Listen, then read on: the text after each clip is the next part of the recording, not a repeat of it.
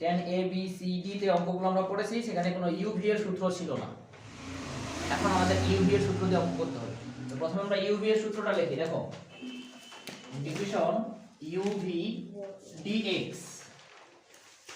তাহলে এই সূত্রটা যদি মুখস্থ না রাখতে পারো তাহলে প্রথম দিকে একটা কৌশলে লিখবা, পরবর্তীতে এইভাবে করতে করতে মুখস্থ হয়ে যাবে। দেখো uv লিখেছি, মাইনাস দিয়ে uv মানে দুইবার লিখেছি, তাই না? আচ্ছা, এখানেও ইন্টিগ্রেশন, এখানেও ইন্টিগ্রেশন হয়েছে। আচ্ছা, আর এই u এর সামনে কি অন্তরীকরণ হয়েছে। আচ্ছা, এবার এই অংশটা পুরোটাই ইন্টিগ্রেশন একবার কি করব, ইন্টিগ্রেশন হয়েছে। এটা হয়ে গেল, এটাই সূত্র, এটাই সূত্র uv এর। মাঝখানে একটা প্লাস কোথায় কোনো প্লাস নেই, সরি সবাই বুঝতে পারছো? আবার দেখো যদি না মনে থাকে তাহলে uv dx এর সূত্রটা কিভাবে লিখবো? তাহলে দেখো uv মাইনাস দিয়ে uv দুইবার লিখেছি, এটাতেও যোগজীকরণ, এটাতেও যোগজীকরণ। যোগজীকরণ দিলে তো তার সাথে একটা ভেরিয়েবল থাকবে, তাই না? এই যে দিয়ে দিলাম ভেরিয়েবল। আর এই অংশটাতে কি দেব, অন্তরীকরণ ddx দিয়েছি। এখন এই পুরো অংশটাই ব্র্যাকেট দিয়ে ঘিরে দিয়ে আরেকবার যোগজীকরণ দেব এটার জন্য, মানে পুরো অংশটার উপর যোগজীকরণ। এই তো হয়ে গেল, এটাই সূত্র। বুঝছো? আচ্ছা, এখন u আর v দুইটা ভেরিয়েবল, কোনটাকে u ধরবো আর কোনটাকে v ধরবো। আচ্ছা দেখো, যেমন sin x এর অন্তরীকরণ কি, যোগজীকরণ কি মাইনাস cos x, আর cos x এর যোগজীকরণ কি sin x। তাহলে যদি কোনো অঙ্কে sin x আর cos x থাকে তাহলে যেটাকে ইচ্ছা ওটাকে তুমি uv ধরতে পারো, কোনো অসুবিধা নাই। কিন্তু যদি এরকম হয়, দেখো যে ln x এর যোগজীকরণ কি 1/, জানি না, বুঝতে পারছো? কিন্তু x এর যোগজীকরণ জানি, x কত, x স্কয়ার বাই 2। তাহলে অঙ্কে যদি এই যে x ln x থাকে তাহলে তোমার ln x কে ধরতে হবে u আর x কে ধরতে হবে v। অর্থাৎ যেটা যোগজীকরণ করা যায় না সবসময় সেটাকে u ধরবা। যদি কোথাও মানে u v দুটাই যোগজীকরণ করা যায় তাহলে যেটাকে ইচ্ছা ধরতে পারো, তোমার যেটাতে সুবিধা মনে হয় সেটাই ধরবা।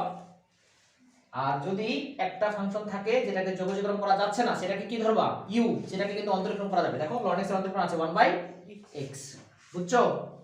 আচ্ছা, তাছাড়া আরেকটা রুলস আমরা শিখবো, যদি এত কিছু বুঝতে না পারি কোনটা যোগজীকরণ যাবে কোনটা যোগজীকরণ হবে না, এটা যদি মনে না থাকে তাহলে দেখো এখন আমরা কিভাবে ধরবো uv, একটা সিরিয়াল মেইনটেইন করব। l i a t e light.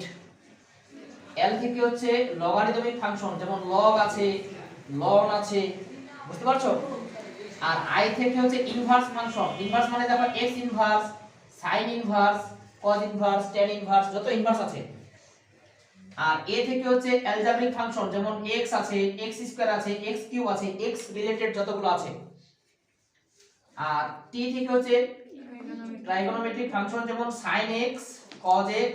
দেখো এখানে sin ইনভার্স x আর এখানে কি আছে sin x, যদি ইনভার্স থাকে তাহলে সেটা কিন্তু দেখো ইনভার্স ফাংশন, আর যদি ইনভার্স না থাকে তাহলে সেটা ট্রিগোনোমেট্রিক ফাংশন।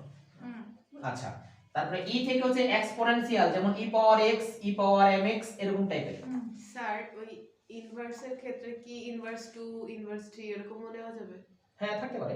আচ্ছা, ঠিক আছে, তাহলে এই সিরিয়াল অনুযায়ী ধরবো। অর্থাৎ যে কোনো অঙ্কে এখানকার যে কোনো দুইটা টার্ম থাকলো সিরিয়াল, এই লেখাটা সিরিয়াল অনুযায়ী যেটা আগে আসবে সেটা u, যেটা পরে আসবে সেটা v।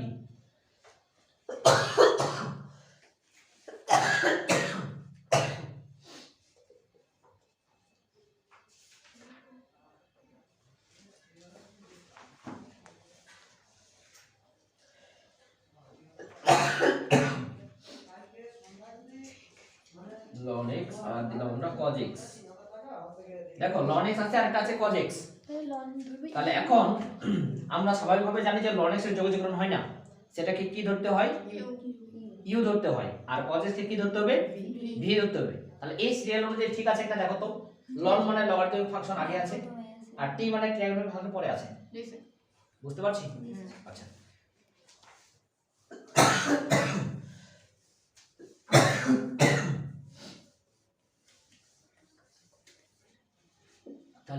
অংশটা লিখে রাখি u v dx equal to u v dx minus d dx u v dx। আচ্ছা এখন উদাহরণ থেকে শুরু করছি।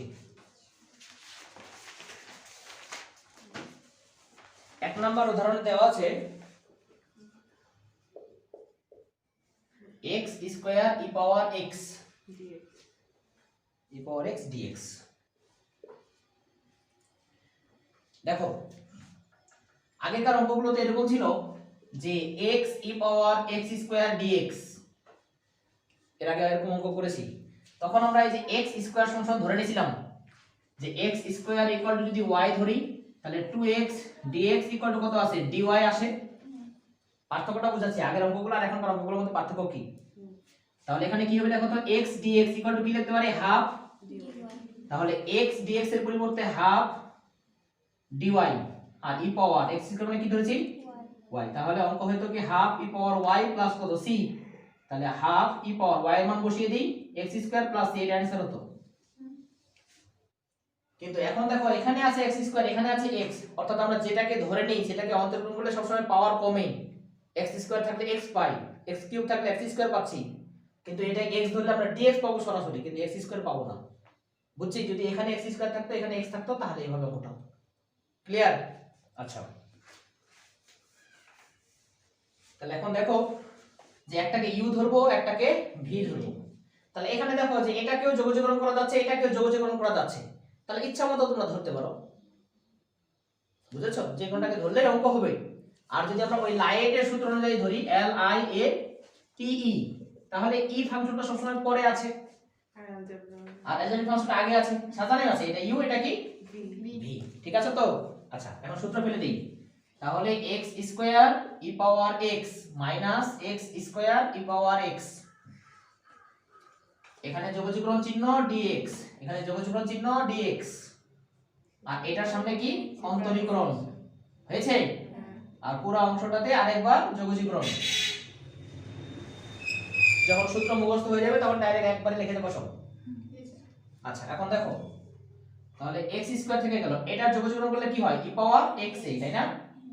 আচ্ছা মাইনাস এটা অন্তরীকরণ করলে কত আসবে 2x, আর এটার যোগজীকরণ করলে কত আসবে e power x dx plus একটা c দিয়ে দিতে পারি যেহেতু একটা যোগজীকরণ চিহ্ন চলে গেছে। আচ্ছা তাহলে x square e power x minus 2 থেকে গেল। এখন দেখো তো এটা আবার কি u v এর সূত্র পড়ছে না? তাহলে x কে রেখে দিলাম, দেখো x e power x minus x e power x, এখানে যোগজীকরণ চিহ্ন dx, এখানে যোগজীকরণ চিহ্ন dx, পুরো অংশটাই ঘিরে দিয়ে আরেকবার dx। ঠিক আছে? স্যার x এর ডিফারেন্সিয়েশন ও এখানে ভুল হয়ে গেছে একটু না, এখানে d dx x। আচ্ছা তাহলে এখন দেখো x square e power x minus 2, এখানে x থেকে গেল, এটা যোগজীকরণ করলে e পাওয়ার x এ বের হয়, তাই না? আচ্ছা মাইনাস এটা অন্তরণ করলে কত হবে 1, আর এটা করলে কত হবে এটা থেকে গেল e পাওয়ার x dx, এরকম না? প্লাস কি ছিল c। এবার দেখো লিখতে পারবো x square e power x minus 2x e power x minus e power x minus মাইনাসে প্লাস 2, এটা যোগজীকরণ করলে e পাওয়ার x এ থাকে প্লাস c, এটা অ্যানসার। বুঝেছো? ব্র্যাকেট একটা আর একটা কিসের? ওই যে f of d by dx আগে হবে একটা ব্র্যাকেট আর dx এর নিচে থেকে থার্ড লাইনের সেকেন্ড ব্র্যাকেট আছে, মানে একটা আছে আর ও আচ্ছা আচ্ছা একটা ব্র্যাকেট দিন, এটা একটা কই স্যার ঠিক উপরে এটা আছে, আপনার হাতে এটা আছে, স্যার ওই যে আর পরে আরেকটা তার আগে আগে বাম দিকে এটা জি স্যার এটা এই যে এটা না না হ্যাঁ, DDX এর আগে স্যার এটা dx এর আগে এখানে জি স্যার একই কথা, এখানেই তো একটা ব্র্যাকেট মিস্টেক, সমস্যা নাই। বুঝছো তো? স্যার হচ্ছে আমরা যে থার্ড লাইনে সি দিলাম, হ্যাঁ আবার মাঝখানের ইন্টিগ্রেশন হয়েছে এবার ব্যাক মিস্টেক। আচ্ছা শোনো সি নিয়ে কোনো ঝামেলা নেই, পুরো অঙ্কটা করার পর অ্যানসার লেখার আগে একবার সি লিখলেই হবে। বুঝছো? হ্যাঁ অথবা যেখান থেকে যোগজীকরণ চিহ্ন একবার কাজ করেছো তখন থেকে সি লিখতে পারো, চলতে থাকবে সি তখন। ঠিক আছে? আচ্ছা, এখানকার অঙ্কগুলো প্রত্যেকটা একটু বড় বড় হবে এরকম, হ্যাঁ, কিন্তু সহজ, একই নিয়মে সবগুলোই, একই সূত্র দিয়ে পারা যাবে না? আচ্ছা, এবার দেখো উদাহরণ 2।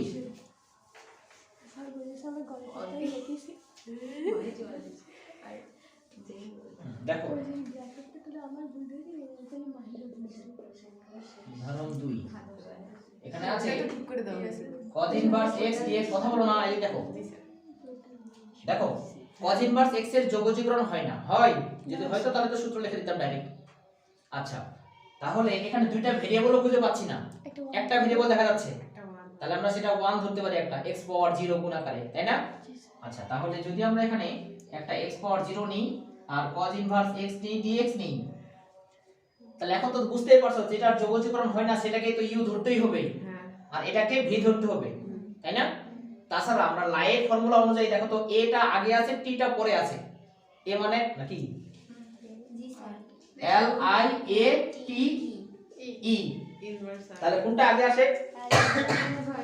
ইনভার্স আগে ও ইনভার্স আছে, সরি ভুলে গেছি, হ্যাঁ আর ওইটা ইনভার্স আগে আছে আর এটা পরে আছে।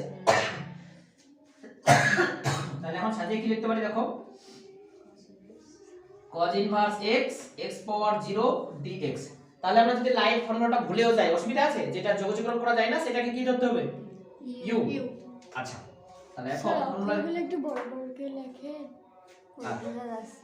আমার মতো কানা জিভাটা শিখা। আচ্ছা দেখো, তাহলে cos ইনভার্স x x পাওয়ার 0 minus cos inverse x x পাওয়ার 0 হয়েছে। আপনি এত কাছাকাছি লেখেন পরে যে চিহ্ন দিতে সমস্যা হয় ও একবার লিখে ফেলি, তাহলে সূত্র তো মুখস্থ হয়ে গেছে তোমাদের। আমাদের হয়ে গেছে ও আচ্ছা দেখো, cos ইনভার্স x তারপরে x পাওয়ার 0 dx minus second bracket ddx cos inverse x x পাওয়ার 0 dx dx। ঠিক আছে? আচ্ছা, তাহলে cos ইনভার্স x থেকে গেল, এটা কি হবে? x হবে না? হ্যাঁ x। আচ্ছা, এখানে ddx cos inverse x, cos inverse x মানে কি? Minus 1 by root root over 1 minus x square, আর এখান থেকে কি আসবে? একটা x আসবে, ওই x টা এখানে লিখছি ইনটু dx। এরকম অঙ্ক করেছি না এরকম? হ্যাঁ আচ্ছা, এখন দেখো এই অঙ্কটা একটু সহজ করার জন্য এই যে এই রুটের ভিতরে যে অংশটা রয়েছে সেটাকে অন্তর্গত করলে কি আছে? -2x। পানির বোতল মাথায় ভর চাই, পানির অপর নাম জীবন, জীবন বাঁচাতে বিশুদ্ধ পানি চাই। পানির বোতল মাথায় ভর চাই, ওইটা ভাইয়ের সালাম নিন। পানির বোতল মাথায় ভর দিন। যে লোক ওই বোতল মার্কা নিয়েছে পরে ওকে আবার বোতল বলে ডাকবে না তো বলতে হবে। স্যার ওটার নামই মজাদার ফলটা। মানে পরবর্তীতে ডাকবে যে বোতল। ওনার বাবার নাম যেন কি তাই আচ্ছা দেখো, তাহলে রুটের ভিতরে যে অংশটা রয়েছে সেটাকে অন্তর্গ্রহণ করলে -2x আসে, তার মানে এখানে একটা 2 বেশি রেখেছি, এখানে 2 দ্বারা ভাগ করে দিয়েছি।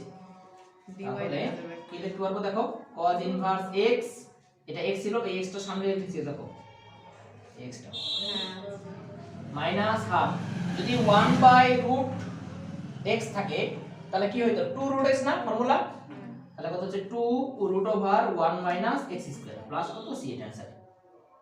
কি বুঝলাম না অর্থাৎ সূত্রটা হচ্ছে এরকম দেখো, root over f of x আর উপরে যদি থাকে f dash of x dx, তাহলে সূত্র হচ্ছে 2 root over f of x। বুঝেছো? রুটের ভিতরে যেটুকু অংশ আছে সেটাকে অন্তর্গত উপরটা পাওয়া যায় না, তার মানে এটা f অফ x হলে এটা f ড্যাশ অফ x, তার মানে 2 root of f of x লেখা যায়। ও হ্যাঁ হ্যাঁ ঠিক আছে ঠিক আছে? আচ্ছা, তাহলে হয়ে গেল এটা।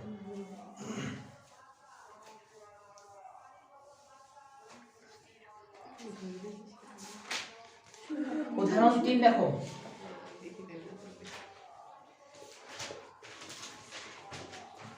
এখানে ছিল ln x dx, ln x কে তো যোগজীকরণ করা যাচ্ছে না, তাহলে আমরা ln x এর সাথে একটা x পাওয়ার 0 dx নিলাম। ঠিক আছে, তাহলে এখন এই যে ln x চলে আসলো, এখানে x power 0 dx minus ddx ddx ln ln x x integration of integration x power 0 dx dx আবার একটা dx, এই তো। জি স্যার আচ্ছা, তাহলে ln x থেকে গেল, এটা কি হবে x না, মাইনাস অন্তর্গণ করলে 1 বাই কি আছে, x আর এখান থেকে যোগযোগনে কি বেরোবে, একটা x dx। এটা তো অনেক সহজ হয়ে গেল, এটা কেটে গেল, তাহলে x ln x মাইনাস এটা যোগযোগন করলে কি আসবে, x প্লাস কি c হয়েছে, x ln x minus x। আচ্ছা, পরবর্তীতে এই যে রুট অফ ln x এর সূত্র হিসেবে এটা মুখস্থ করে নেবা, x ln x minus x, ঠিক আছে, ln x dx equal to x ln x minus x plus c। আর এটা কি সূত্র বললাম এখান থেকে আমরা, f dash of x root over f of x dx equal to 2 root over f of x plus c। আরেকটা সূত্র আছে দেখো, এখানে f of x রুট নেই, f dash of x dx, তাহলে হচ্ছে ln f of x plus c। বুঝছো?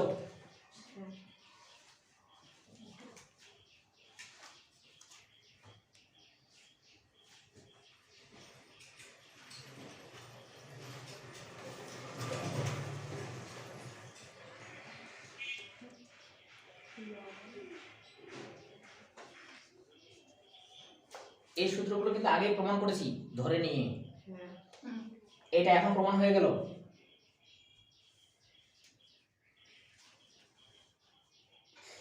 হয়েছে?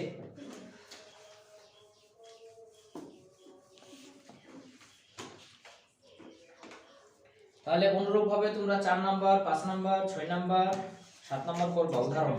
স্যার ওই যে একটি বিশেষ সূত্র দেওয়া আছে ভাই হ্যাঁ, বিশেষ সূত্র, তার মানে এটারে ওই যে 6 নাম্বার যে অঙ্কটা রয়েছে, ও সূত্রটা তো প্রমাণ করে দিয়েছে, সমস্যা নেই। দেখো e power x f of x plus f dash of x, এটা করলে উত্তর হচ্ছে e power x f of x plus c। ওই সূত্রগুলোর সাথে এটাও পরে ইনক্লুড হবে। স্যার একটা dx নিচ দিয়েছে হ্যাঁ, এখানে একটা dx হবে। এটা কি আচ্ছা দেখো, এই অঙ্কটা কিভাবে করে করবা, এটা সূত্র, হ্যাঁ, এটার নিয়মে এই যে পরে অঙ্কটা করতে হবে। উদাহরণ 6, তো e power x f of x যদি গুণ করে দেই plus e power x f dash of x যদি গুণ করে দিই, হবে না? এটা আলাদা একটা অঙ্ক u v, এটা আলাদা অঙ্ক u v। কথা হচ্ছে কি যে এই অঙ্কটার ক্ষেত্রে দুটাকে ভেঙে লিখবা না, একটাকে রেখে দিবা আর আরেকটাকে ভেঙে সূত্র লিখবা। কারণ কি, যখন এটাকে ভেঙে সূত্র লিখবা তখন এখান থেকে এরকম একটা অংশ বের হয়ে আসবে, বুঝতে পারছো? তখন এটা আর ওটা কেটে যাবে। আচ্ছা দেখি আমরা এটাই দেখি, এটা কত নম্বর উদাহরণ? 6 উদাহরণ 6। স্যার এটা তো ধরে সূত্র না হ্যাঁ, সূত্রটা কোনো দেওয়া নাই। নাম্বার নেই স্যার আচ্ছা ঠিক আছে, তাহলে এই প্রমাণটাই করি আমরা। স্যার কিভাবে বুঝবো যে কোনটা রেখে দিব আর কোনটা দিয়ে কাজ করব? হ্যাঁ, এটা অঙ্ক করতে করতে অভ্যস্ত হয়ে যাবে।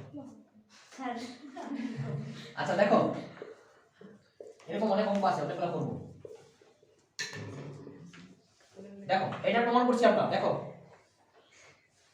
তাহলে e power x f of x dx plus e power x f dash of x dx। এখন দেখো তো যে এখানে যেটা রয়েছে, যদি এটাকে আমরা অন্তর্গ্রহণ করি তাহলে তো এরকম কিছু একটা আসবে, কিন্তু এটাকে অন্তর্গ্রহণ করে তো ডাবল প্রাইম হবে, তার মানে এটাকে ভেঙে লিখতে হবে, এটা রেখে দিতে হবে। বুঝতে পারছো এবার? আচ্ছা এখন দেখো, f of x K u ধরি, এটাকে v ধরবো, কারণ এটা তো যোগযোগরণ হচ্ছে, এটা তো জানিই না কি। তাহলে f of x থেকে গেল যোগযোগরণ e power x dx minus যোগযোগরণ d dx f of x, বুঝছো? তার সাথে কি e power x dx dx হয়েছে। এখন দেখো এটা যোগযোগরণ করলে ওটাই আছে না, তার মানে e power x f of x minus এটা অন্তর্গ্রহণ করলে কি হবে, দেখো f dash of x হবে, আর e পাওয়ার x এর যোগযোগরণ e পাওয়ার x এ dx।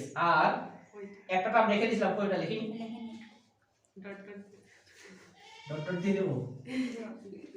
আচ্ছা এই যে এই অংশটা e power x f of x dx, তাহলে এখন লিখতে পারি এটা f ড্যাশ অফ x ছিল, f dash of x e power x dx। দেখো তো এটা কেটে যাবে না, আর এটা ক্যালকুলেশন করেছি তাই প্লাস কি c, তাহলে উত্তর কত হলো e power x f of x plus c। তার মানে এই সূত্রটা আমরা প্রমাণ করেছি। এখন যদি অঙ্ক দেওয়া থাকে এরকম দেখো e power x 1 by x minus 1 minus 1 by x minus 1 whole square, তার মানে দেখো এই অংশটাকে অন্তর্পণ করলে এটা পাওয়া যাচ্ছে, এখানে প্লাস মনে হয়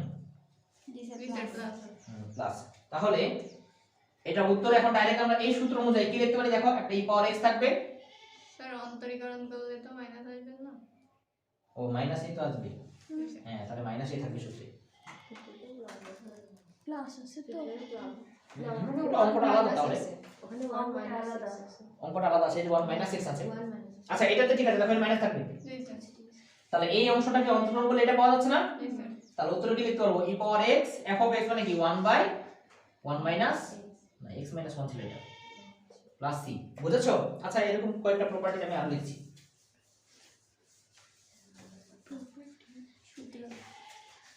স্যার একসাথে করে সবগুলো সূত্র লিখছি। এখন দেখো আমরা শিখলাম uv dx, তাহলে u v dx minus d dx u v dx, কলমের কালিও শেষ। আচ্ছা তারপরে দেখলাম এখানে যদি f অফ x থাকে আর উপরে f ড্যাশ অফ x থাকে, আরেকটা ডেস হবে না? কোথায়? স্যার ওই যে ব্র্যাকেট শেষ ও করে ব্র্যাকেট শেষও করিনি। আচ্ছা দেখো এখানে dx হবে ইকুয়াল টু কত হচ্ছে ln f of x plus c, বুঝছো? আচ্ছা যদি এরকম হয়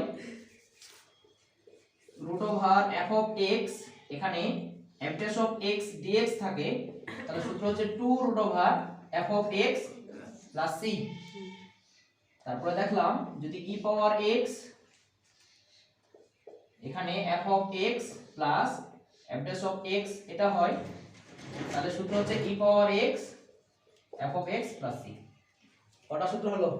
চারটা। চারটা। এগুলো আমরা পরবর্তীতে ব্যবহার করব।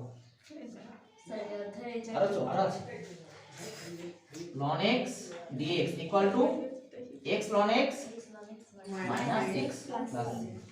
অ্যানসার লিখছি কেন? স্যার আপনি কি অধ্যায়ে সব দিয়ে দিয়েছেন? কি ও, বাড়ির কাজ জি স্যার। না, এগুলো লিখে নাও, এগুলো লেখলা। বাড়ির কাজ আর কি দিব, 6 নম্বর তো করা হয়ে গেল, 7 নম্বর তো হয়ে গেছে, স্যার 7টা উদাহরণ শেষ মানে তো অনুশীলনীয় শেষ। শুক্র শনি ছুটি হ্যাঁ শুক্র শনি ছুটি শুক্র শনি ছুটি। ও তার মানে একবারে কোন দিন আসছো তোমরা? সোমবার সোমবারে। কোনো সমস্যা নাই, ডি আর ই বাড়ির কাজ থাকলে এটা শেষ করে আসবা, আচ্ছা বিয়ার ঠিক আছে। ঠিক আছে? বিন্যাস সমাবেশ হ্যাঁ এটা ভিডিওটা আপলোড করো।